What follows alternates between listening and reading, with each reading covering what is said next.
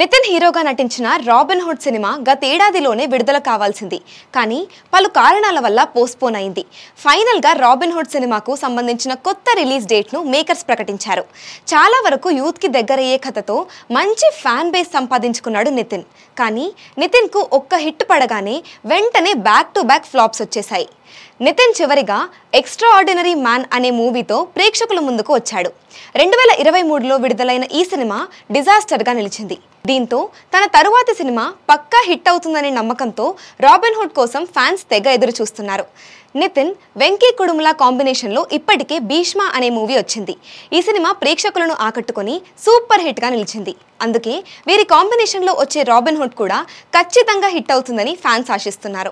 2024 December 20న ఈ cinema విడుదలవుతుందని ముందుగా ప్రకటించారు మేకర్స్.